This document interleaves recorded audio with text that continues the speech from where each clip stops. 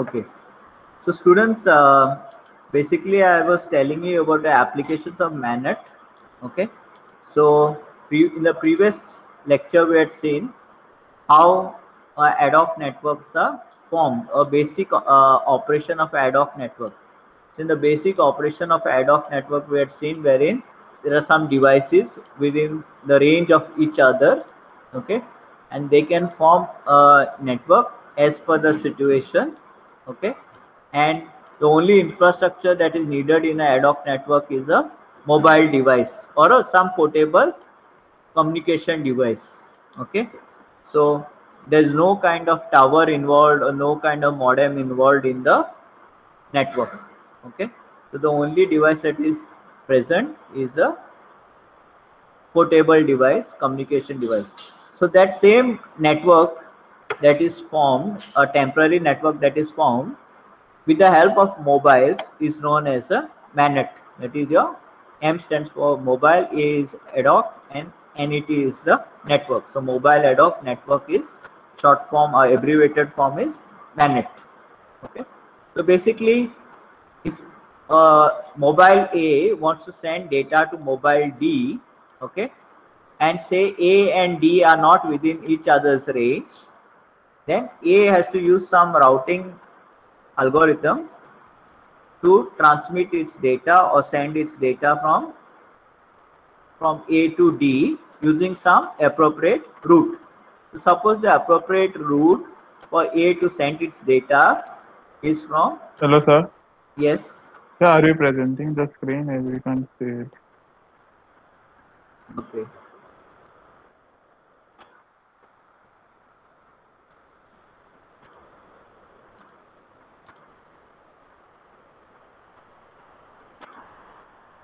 Can you see now? Yes, sir. sir. Okay. Okay. So basically what I was telling you is, suppose there were some devices, okay, that have formed some kind of a temporary network, okay. Now all these devices need not be in each other's range, okay. So all these are portable devices, they are wireless devices. Suppose they are mobile, okay, and they are forming a temporary network, then that kind of a network will be known as a MANET. Say A wants to send data to E, okay, and node A and E are So, not within. Can't hear me? Okay. Just let me know, because I'm facing some issues for the last 10 minutes, because when I had started the lecture also, the call had got disconnected. So when I minimized the PPT, then I saw that the call was disconnected.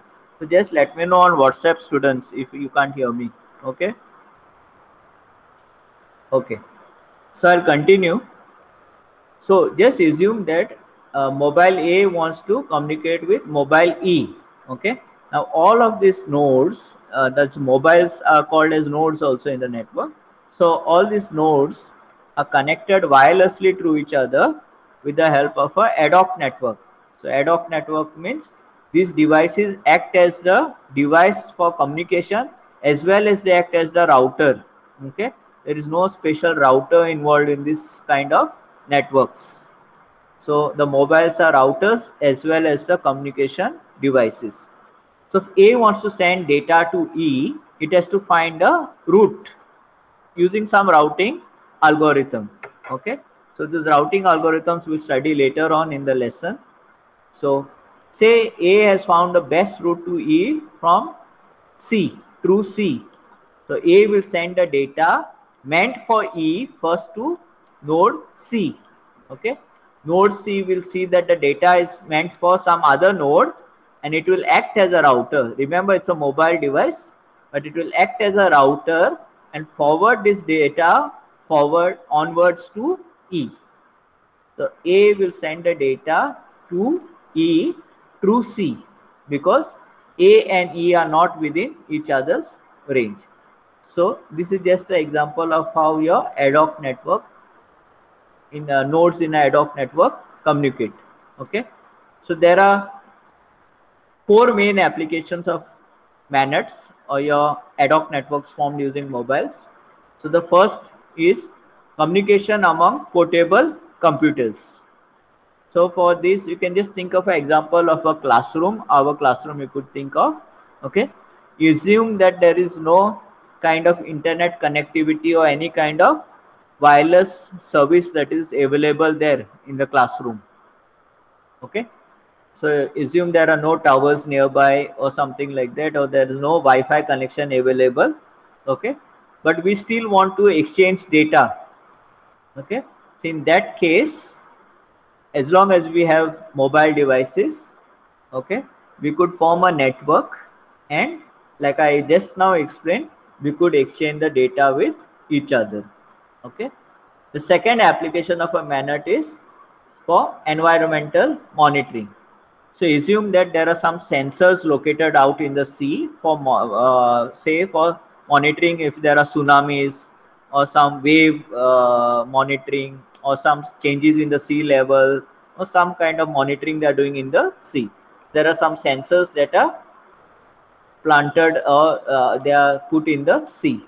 Okay, and now the sensors have to send the data back to the land, to a station located on the land. Let's call that station as S. This is the station that is located on the land. Assume that there are two sensors that are put out in the sea. Okay, A and B. Now assume that B is within the range of S.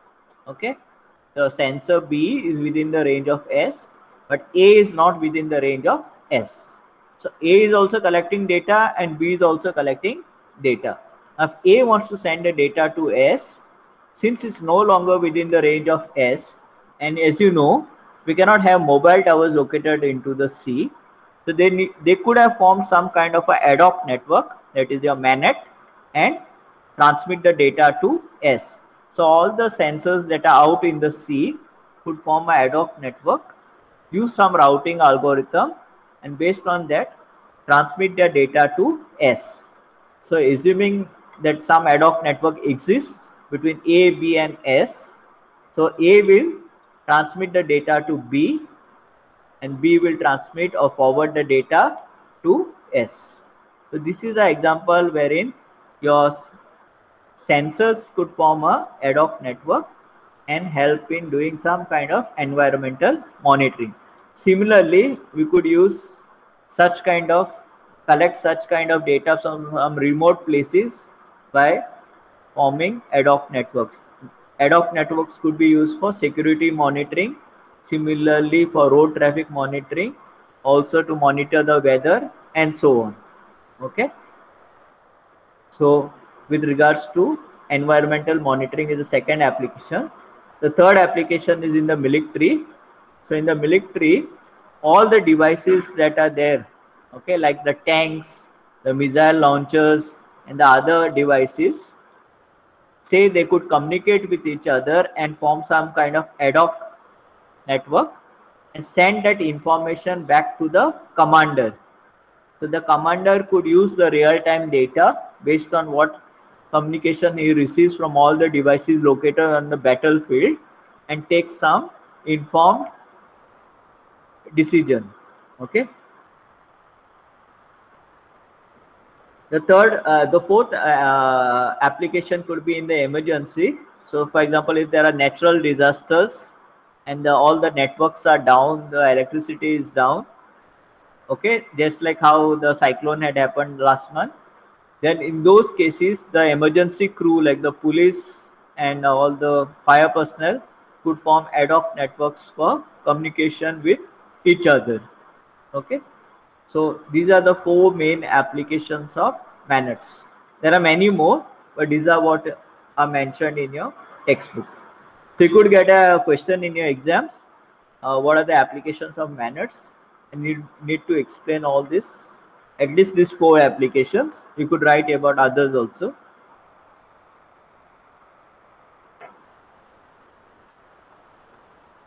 So now let's look at the next topic, that is, if we are going to create a MANET, then what are the problems, what are the issues that could be involved in creating a MANET?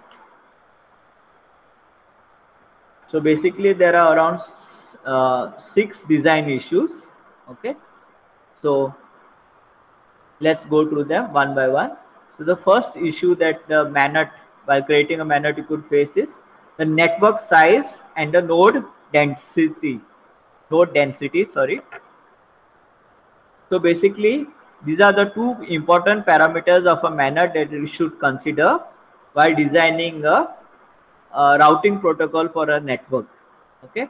So by network size, we refer to the geographical area. Okay. How much area that network is supposed to cover. Okay. And network density refers to the number of nodes present in that geographical area. So we need to keep into consideration how many nodes will be present in that area, how large that network size will be. Okay, what will be the geographical area it is supposed to cover. If that area is very large, okay, then we can make clusters. So suppose we have formed a network and this area is very large. Instead of having a very large area with the possibility of the signal fading or something like that, you form smaller clusters. Okay, you form smaller clusters. By clusters you mean groups. You make smaller groups in order to reduce the communication overhead. Okay, for example, you need to keep updating the routing tables and all. So in a big geographical area, if there are more devices involved, then updating the routing tables may take more time or it may be more complicated. Therefore, you reduce them to smaller clusters or smaller groups of devices, and then updating all the routing protocols or routing tables in the clusters will be much easier than the bigger geographical area. So again, clustering is dependent on number of devices in that area. Okay, that is the density, node density in that area. So the second issue with regards to MANETs is connectivity. Okay, so by connectivity we mean with regards to a node, how many neighbors it has. Okay, how many neighbors it has. So by neighbors, what we mean? Suppose there's a node. Okay, so within its range there are some devices. Okay, so these are the devices. Say this is node A. There are 2 more devices within its range. So those devices within its transmission range will be called as its neighbors. There may be more devices located in the network, say D, E, but this D and E are not within the range of A. Only C and B are within the range of A. Then only C and B will be called as the neighbors of A. Okay. So this neighbors also, like for example, the connection between them is also referred to as a link. Okay, and link capacity is if we refer to the term link capacity, is nothing but the bandwidth of that link. So how much data or how much bandwidth can flow between those 2 nodes. So in a MANET, the number of nodes that are connected, or the number of nodes that each node may, the number of neighbors that each node may have will differ. Okay, some nodes may have many neighbors, some nodes may have very few neighbors, or maybe just one neighbor. Okay, so these are the first 2 issues with regards to your MANET. Network size and network node density is the first issue. Second one is the connectivity. Third one is the network topology. Okay, so the topology of a network is based on the connectivity among the nodes. Okay, so since the nodes keep on moving around, they are mobile. Okay, so the topology is very dynamic. Okay, it keeps on changing. Okay, new links can be formed very quickly, as well as links can be dissolved or they can be deleted also very quickly. Okay, also the topology could change because, like you know, like I've told you in the previous lectures, the mobiles are running on batteries, that is your mobile battery. Okay, so the mobile battery gets discharged, then also the links could fail or the network topology may change. Also, if your mobile devices fail, then some hardware failures also could result in the change of your network topology. So one thing to be noted is, in a MANET, the network topology can be very dynamic. It can keep on changing very quickly compared to other topologies in other networks.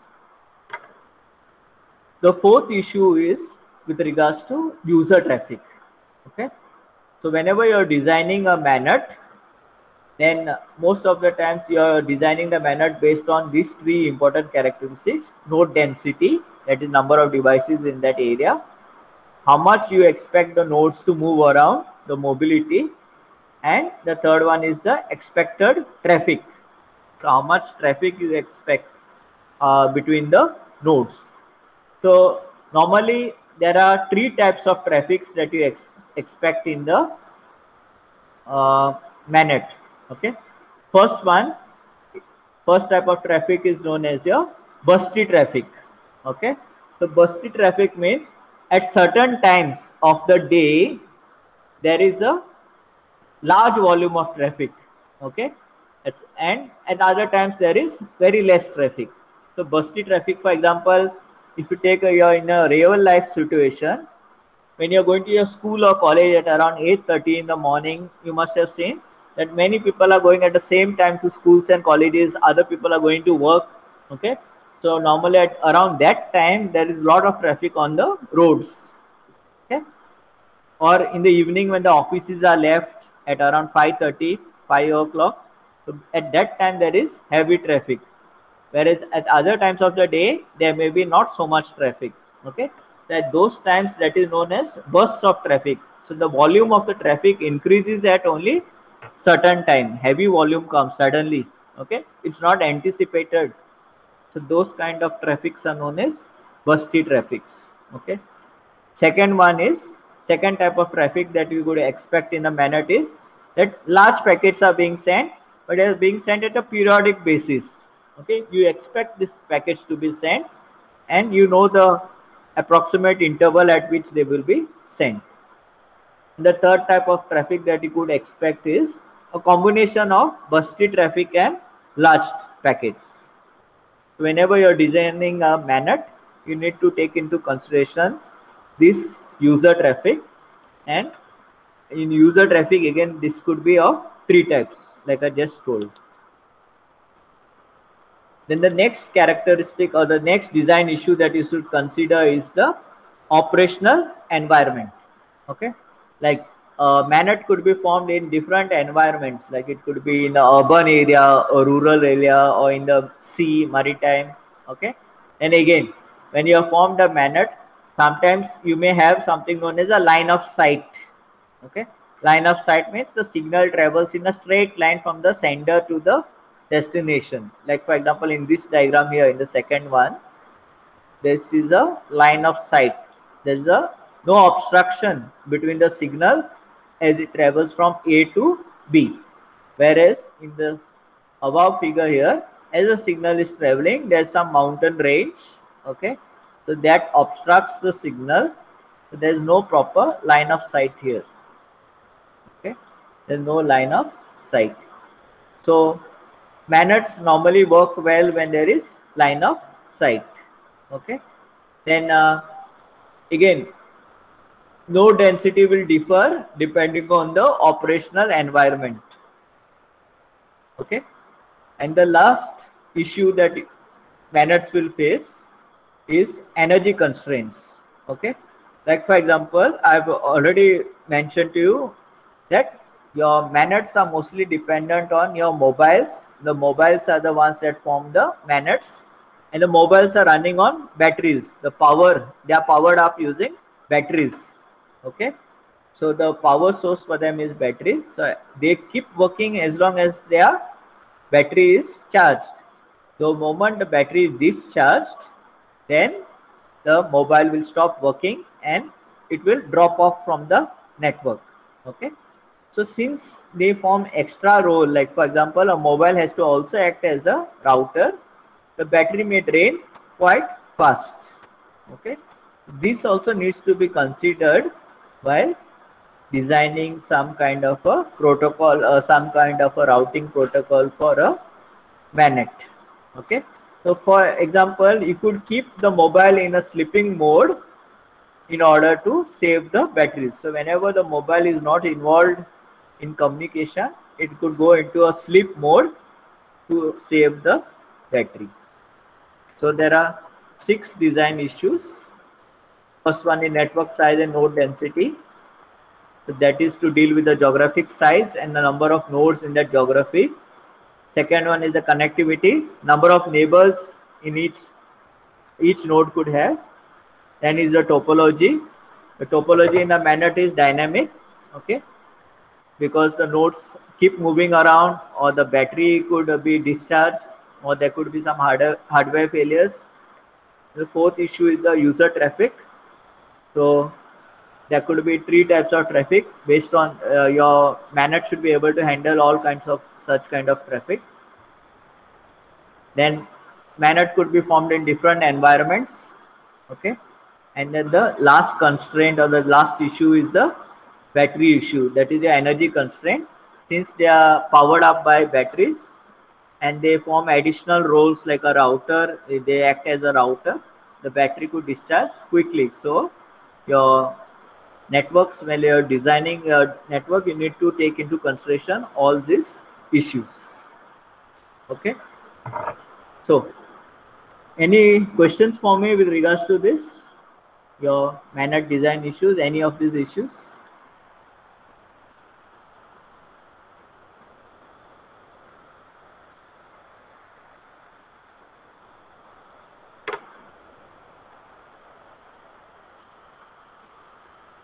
Okay, so this could be also a very important question with regards to exam. What are the MANET design issues? So you need to explain all these 6 issues, okay, and write about them. So in the next part of the unit 4, we are going to study about routing in MANETs. Okay, so basically before we study about routing in MANETs, we need to see whether how the routing in wired networks, whether the same algorithms that we use there can be applied to your ad hoc networks. Okay, so first we need to understand that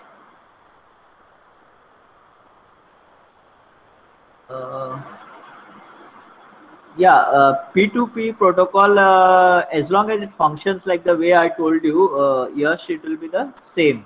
Okay, so as long as it is wireless, and it is within a small geographic area, okay, and it is not using any of the infrastructure in wireless communication. If it is not using any of the infrastructure, then it will be a MANET. But if you are using a infrastructure, then it will be wireless communication. It will not be a MANET. Okay, so it depends on how the devices are forming the network. So as long as they are only correct. So the mobile device or your communication device has to act as a router itself. Okay, it cannot use some other router. So here the devices are the communicate with each other and they act as routers also. So they form dual. They have a dual role.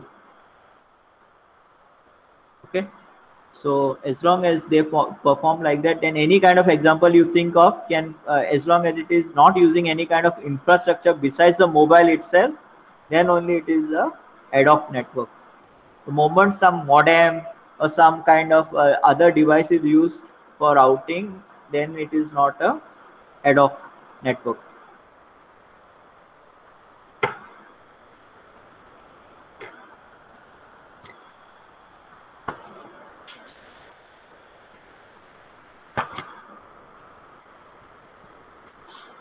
So any other questions?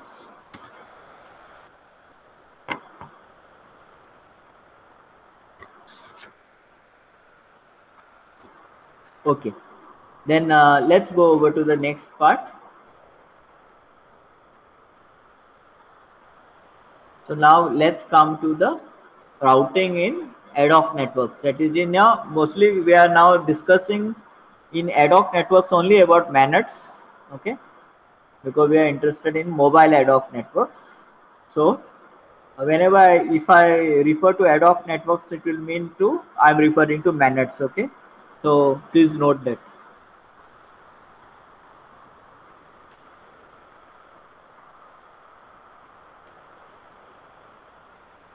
So first of all, let's understand whether how the routing in traditional your wired networks work.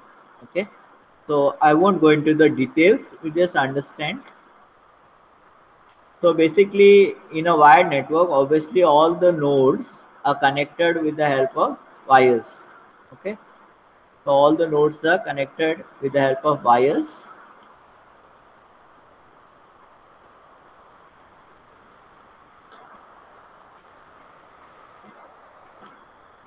So suppose this is an example of a wired network. Okay, so these are the wires, they are connected.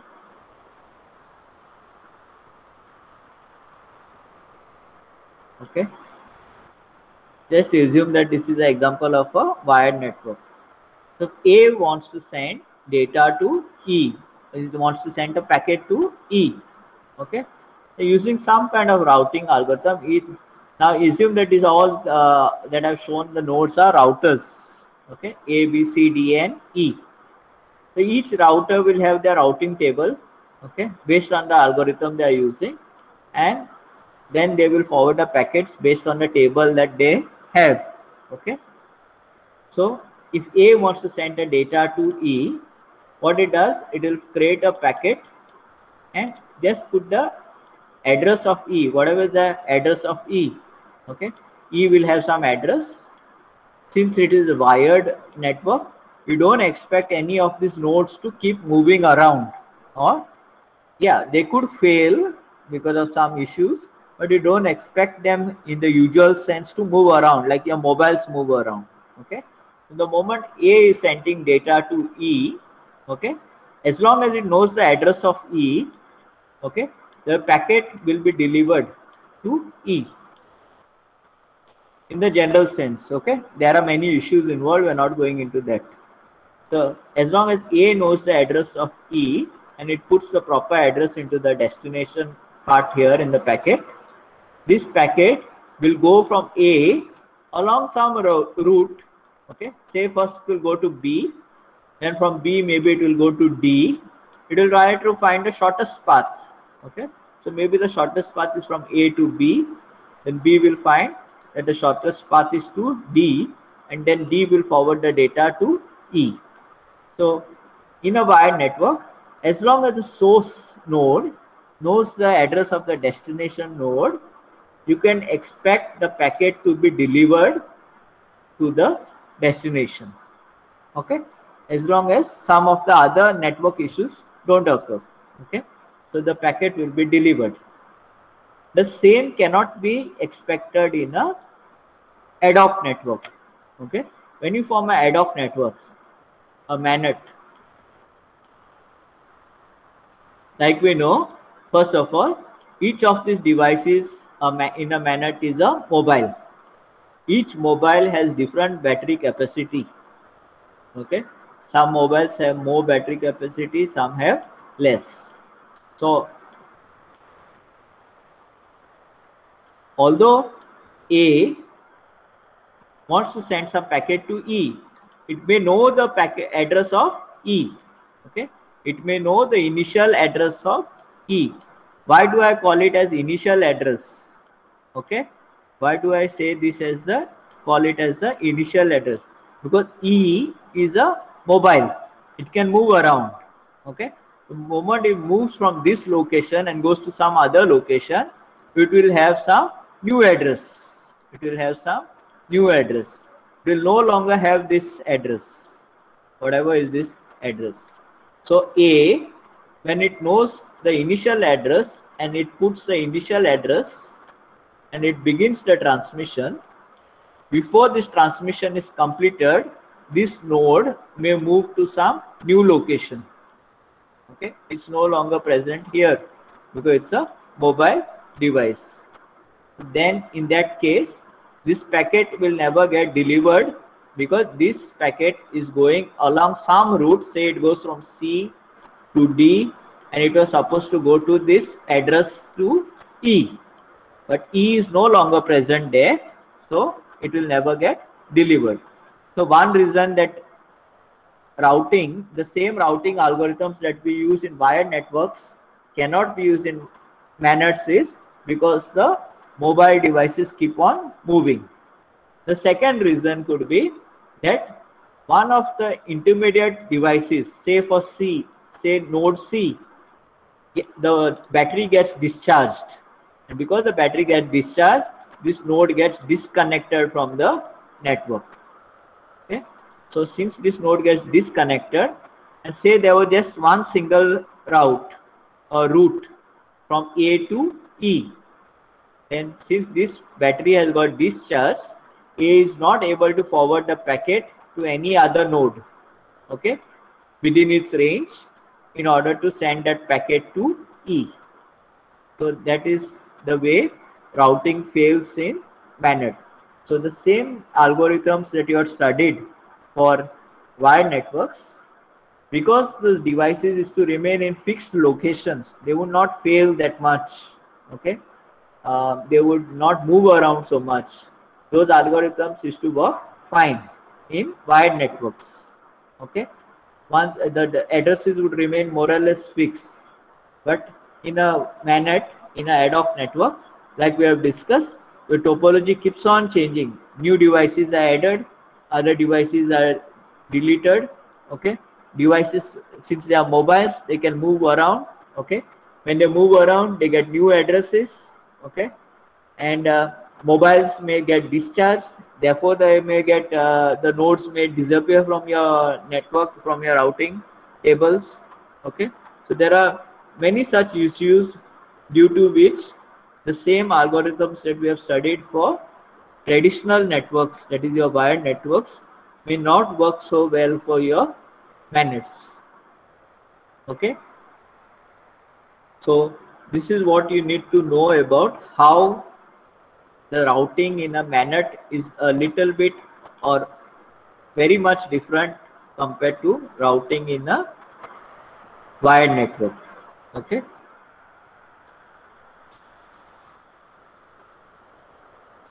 so whenever you design a routing algorithm for a MANET, you need to take into consideration these issues. Like for example, the mobile may keep on moving, it may not have a fixed IP address, the address may keep changing. Okay, then the battery may drain off quickly.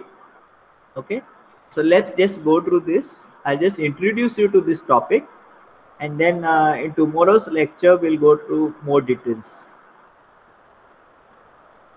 So like I told you, packet routing is a more complex task in ad hoc networks compared to your infrastructure based networks. So by infrastructure we mean by your wired networks mostly. Okay, so the main reasons that we find this difficulty is because in a MANET the topology keeps on changing. Okay, the mobiles keep on moving around and new mobiles keep getting added, other mobiles are removed, so there's a dynamic topology. The other reason is the limited battery power on the mobiles, on your nodes. Okay, so mostly whenever you do routing, the basic purpose of routing is to find the best path, the shortest path from the source to the destination. Okay, that's the basic purpose of routing in any kind of routing you do, whether you do in a wired network or you do it in a wireless network or in a ad hoc network. Okay, you have to try to find the shortest path. So basically when we are trying to do that, when we take the traditional algorithms, then we have seen that these traditional algorithms may not work so fine for ad hoc networks. So the traditional algorithms are based on putting a fixed destination address. Okay, once you put a destination address, then the packet goes to that destination. So those things may not work in our ad hoc networks because the mobile node keeps on moving. Okay. Then also in our ad hoc networks, we have already discussed that each node should have their own routing ability. Okay. It's unlike your PC. Your PC, their fixed network device, does not need to have routing capability. Someone else does the routing. A router does the routing. Whereas in an ad hoc network, you need to have your mobile that will be capable of doing that routing also. Otherwise, the network will not be operational. The network will fail. So basically, when you're doing routing in a MANET, the while forwarding the data, the sending device must ensure the following things. Okay, they must ensure that the packets are moving towards the destination. The second thing is the number of hops, okay, are minimized. The delay is minimized. Then packet losses are minimized, and you avoid looping. You don't keep sending the packets in a circle. Okay, don't keep simply sending the packets in a circle in order to send it to a destination. You need to avoid that. So basically, we will come in tomorrow's lecture, and in tomorrow's lecture, I will be discussing with you about this. Basically, before we start studying about routing protocols in MANETs, we are going to discuss your two important protocols that you have studied previously in traditional routing. Okay, so link state protocols and distance vector protocols. Okay, so we are going to first just revise these two protocols, and then we are going to study your MANET routing protocols. So if you will have time today, you can just go through these two protocols that you have studied, routing protocols in your CN. You must have studied these two, link state protocol and distance vector protocol. Just go through this and revise. It will help you for tomorrow's lecture. Okay. So tomorrow I'll be going through these two protocols. I'll not be going into the details of it, just what we require for our subject. Okay. So any difficulties about today's topics? So today we have basically studied about the applications, the design issues, and then I've introduced you to routing in MANETs. Why the traditional routing protocols may not be so good for routing, using for routing in MANETs. I've explained you the two important reasons why they may fail in MANETs. So any questions for me?